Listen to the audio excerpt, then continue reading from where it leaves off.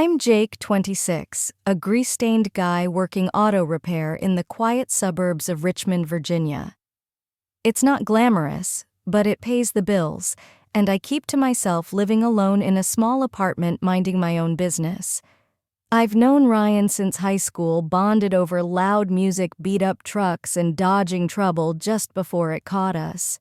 He moved to Kentucky a few years back, but we stayed tight, trading quick texts now and then. Last Thursday around 8 at night, my phone lit up with his name. Not a text, not a voice note, a real call. Right away I knew something was wrong. "Man," he said, voice shaky, "can you do me a huge favor, like now? What's up?" I asked, already on edge. "It's my mom, Lisa. She called me 10 minutes ago, crying, panicked, like she was falling apart. I couldn't make out half of what she said. I tried calling back, but she's not picking up. I'm losing it, Jake. I'm in Louisville. You're 20 minutes from her. Can you check on her?" I didn't think twice. "I'm on my way." I grabbed my hoodie keys and hit the road. The drive to her place was quiet, but my mind was screaming. I hadn't seen Lisa in over a year. She was always kind, reserved, the type who kept her cards close, not the kind to break down. Something was seriously wrong. I pulled into her driveway, the porch light casting a dim glow. No movement inside. My boots crunched on the gravel as I approached. Then I saw her huddled on the porch swing in loose pajamas and a baggy tee, barefoot arms wrapped tight around her knees. Her eyes were red, swollen cheeks streaked with tears. Her hair was a tangled mess, like she'd been pulling at it. "Lisa," I said softly. She flinched, then recognized me. "Jake," she choked out, voice raw. "Ryan called. He's worried. You okay?" She didn't answer, just looked away, wiping her face roughly before standing. Her body swayed like she hadn't eaten or slept in days. "Can I come in?" I asked. She nodded, pushing the door open. The house was too quiet, no TV, no music, none of the kitchen clatter I remembered from years ago. Just a heavy, mournful silence. I followed her to the living room. She sank onto the couch, clutching a pillow like a shield. I waited. "He's gone," she finally said, voice breaking. "Packed his things and walked out." I stayed silent. "He said he found someone younger, prettier. Said he didn't want to waste his life anymore. After 14 years. Her voice cracked again and she turned to stare out the window. "I thought we were okay. Not perfect, but okay. Now I feel like nothing." I perched on the armchair's edge, words failing me. "What do you say to that kind of pain?" Then she looked at me, eyes still wet, and whispered, "Take me anywhere." I blinked. "Anywhere. I can't stay here tonight. Not in this house. Not with this silence." She wasn't running forever, just escaping the crushing weight of betrayal, the cold emptiness of that house. I stood.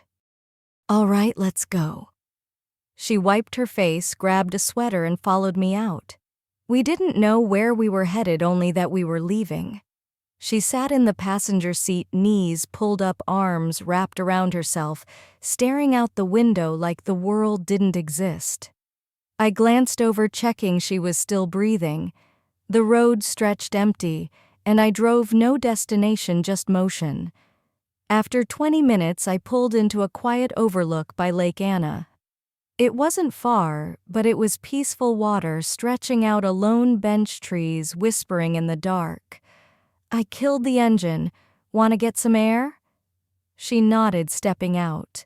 The air was cool, damp, the kind that settles after sunset. She leaned against the railing, staring at the water.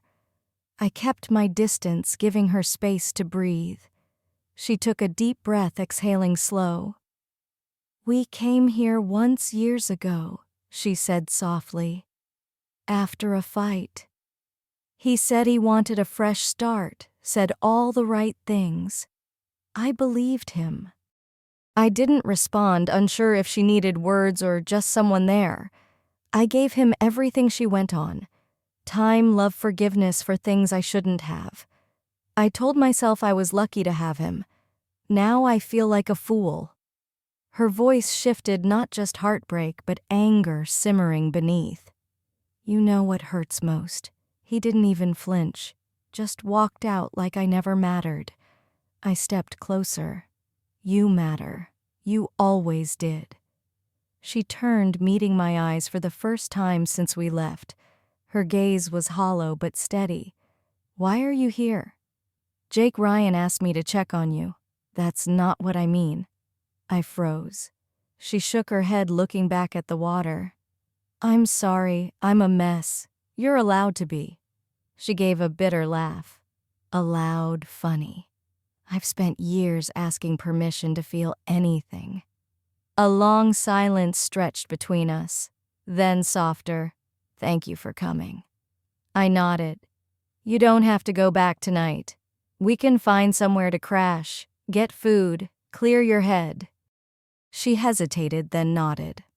Okay. We found a modest lakeside inn 15 minutes away. Nothing fancy, just wooden floors and a view of the water. We checked into a double room, no questions from the clerk. Inside, Lisa sat on the bed by the window staring out. I ordered burgers, fries, and water. She barely touched hers, picking at the bun. Want to talk? I asked. Or just rest? She leaned back against the headboard. Talk tomorrow. Tonight, I just want the noise in my head to stop. I nodded. I'm right here. She pulled the blanket over her legs. I lay on the other bed, fully clothed. The TV stayed off, the lights dim. Her soft breathing was the only sound. Just before I drifted off, her voice came low, like a thought slipping out. Thank you for not leaving. I let the silence answer. Rain woke me, a gentle patter on the window, steady, like the world reminding us it was still alive. Lisa was already up, sitting on the bed's edge, facing the window. She'd changed into jeans and a soft gray long-sleeve hair tied back in a loose bun, looking like she was holding herself together by sheer will. Morning, I said, rubbing sleep from my eyes. She turned, a faint smile on her face. You snore. I laughed. Sure, it was in the fridge. She shook her head. Definitely you. How you feeling? She stood, moving to the window, pausing before answering. Still like hell, but maybe less than yesterday. I nodded. That's something. Silence settled, comfortable, unhurried. When we left the inn, it was barely 10. I asked if she wanted breakfast or to head home. Not yet, she said. I can't face that house. Her eyes were dry, tired, but resolute, like she'd made a decision in the quiet. Okay, I said. Where to? She shrugged. Just drive. We did the wipers, swishing rain, a soft backdrop to our silence. It wasn't heavy, just present. At a gas station, she came back with 2 coffees and a bag of trail mix. Road fuel, she said. We kept going. At some point, she rolled down the window, letting her hand dance in the wind, her hair whipping around. She smiled, real for the first time. You always this good at dropping everything and disappearing. I shook my head. Not even close. I plan my lunch breaks. She laughed, leaning back. We both needed a little aimlessness. By noon, we hit Shenandoah Valley. I hadn't planned it. A sign just caught my eye, and I turned. We found a trail, parked, and walked. The rain had stopped, the air thick with earth and leaves. We didn't talk much, just walked side by side, the silence easy. The trail climbed in spots, but it wasn't brutal. We reached a clearing overlooking a valley, trees stretching forever, mist curling like smoke. Lisa stood at the railing, arms spread like she was trying to breathe herself back to life. I haven't felt like me in years, she said softly. I didn't answer. Nothing I could say felt right. She kept talking, not about the betrayal, but the years before, the slow erosion of respect, the feeling of fading into someone else's expectations. I tried to be less demanding, less loud, less everything, just so he wouldn't leave. And he left anyway. She turned to me. I've been invisible too long, Jake. I didn't even realize I'd stopped existing. Her words hit hard. I stayed quiet, just listened. We lingered an hour, then hiked back, driving until the sun dipped low. We found a cozy lodge, all pine walls and worn quilts. We ordered pizza and sodas, eating cross-legged on the bed, watching a fireplace flicker across the room. She pulled a deck of cards from her bag and we played a silly game, laughing like kids. At some point she looked at me. What I asked, grinning. You're kind, patient. I forgot how much I missed that. I didn't know how to respond. Then, quieter, you make me feel like a woman again, not someone's leftover. I stood, moving to the window. She followed, standing close. The forest outside was dark, still damp from the rain.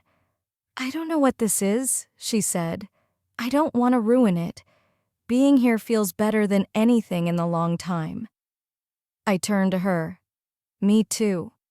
Her hand found mine and she leaned in. We kissed, not out of lust, but a shared brokenness, a need to heal. That night, she curled up beside me, her head on my chest, fingers tracing circles on my arm. It wasn't love, not like that. It was comfort, feeling human again. Just before sleep, she whispered, "Thank you for reminding me what it's like to be alive." Morning came, the room dim behind heavy curtains. Lisa slept, peaceful hair tangled, face soft. It felt like we'd stepped outside the world, pain duty, all of it, and found a bubble nothing could touch. I slipped out to the deck, the air crisp, birds chirping somewhere high. For once, I had nowhere to be, nothing to do. I just breathed. She joined me 20 minutes later, wrapped in a blanket, holding 2 coffees. "You vanished," she said softly. "Didn't want to wake you." She handed me a cup, leaning on the railing. I forgot how good silence feels. I nodded. "It's nice." She sipped her coffee. "It's strange. Like we've known each other forever, but also like we're meeting for the first time." "Do you regret last night?" she asked. I shook my head. "Not even a little." "Me neither." Her smile was real, soft, present. We stayed another day. No plans, just not ready to break whatever this was. We wandered the woods, talked about old movies, 90s music, bad first dates, laughing more than I expected. At a small waterfall, she kicked off her shoes, rolled up her jeans, and waded into the icy water. "You're crazy," I said. She splashed me. "Get in, coward." I did. It was freezing. We lasted 2 minutes before scrambling back to the rocks, shivering and laughing like kids. She lay back on a flat stone, letting the sun hit her face. "I feel 25 again," she said, "or at least not 47. "You don't look 47, I said without thinking. She opened one eye. "Careful, you're gonna make me fall for you." We laughed, but then silence fell heavy, perfect. 2 people barefoot, soaked sunlight on our skin, no past holding us back. Back at the lodge, we ate fried chicken and mashed potatoes, sprawled on the bed, music from some old movie playing. Her shoulder brushed mine, our hands touching now and then, checking if this was still real. As the fire dimmed, she looked at me. "You make me feel like I matter again." "You always did," I said. "I don't want this to be a fantasy," she said. "I don't want to pretend we're something we're not, but I don't want to let this go just because it's messy." "I'm not asking for forever," I said. "Just here now until it runs its course." She leaned in, kissing me, slow, deliberate, gentle. That night was different, not comfort, but a choice, fully aware of the consequences. We knew it couldn't last, weren't built for a future, but this fleeting beauty was ours. We stayed up late, talking, kissing, holding each other. At one point, she pressed her forehead to mine. I needed this more than I knew. Not the closeness, not the want, just feeling like a woman again. I pulled her closer. You deserve that every day. We fell asleep tangled together. No alarms, no rush, just two people healing in the void. 2 days later, we left. The end hung in the air, quiet, undeniable, like morning fog. We packed in silence, folding clothes, tucking away toothbrushes like it mattered. Lisa lingered by the mirror, adjusting her hair, her earrings, staring at herself. I look different, she said softly. I glanced up. Happier. She smiled, tinged with sadness. Lighter, maybe. Like I'm me again, or someone I forgot I was. We checked out by 10. The clerk gave us a knowing smile, but we didn't react. Reality was creeping back. The drive home was quiet, no music, just the hum of the road. Lisa stared out the window and I let her. The silence felt sacred. When we pulled into her driveway, she didn't move, hands folded in her lap, staring at the porch like it belonged to a stranger. I'm not ready to go in, she said. We can sit here as long as you want. After a minute, she unbuckled her seatbelt. No, I need to face it. She stepped out, then paused. Come in with me. I followed.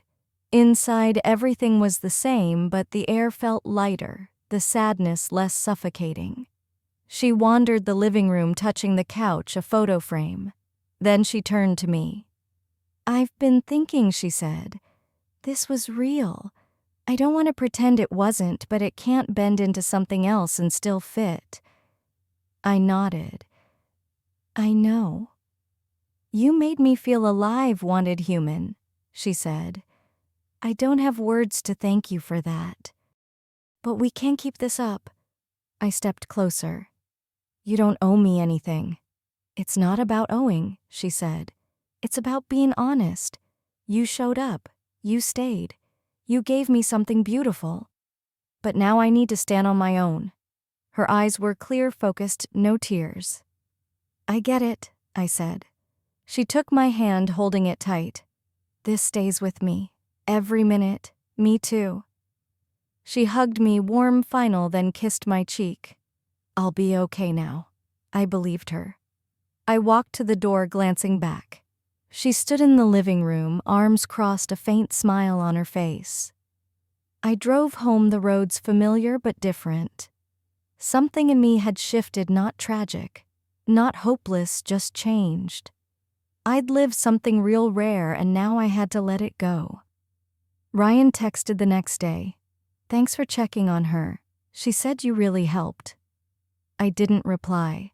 How do you sum that up in a text? Maybe one day I'll tell him. Maybe I won't. A week later, a letter arrived. No return address, just a folded note. You reminded me I'm still a woman, that I still have time, that love, even brief, is worth feeling. Thank you. L. I tucked it in a drawer. We haven't spoken since, and that's okay. What we had wasn't meant to last forever, but for 2 weeks, it was everything.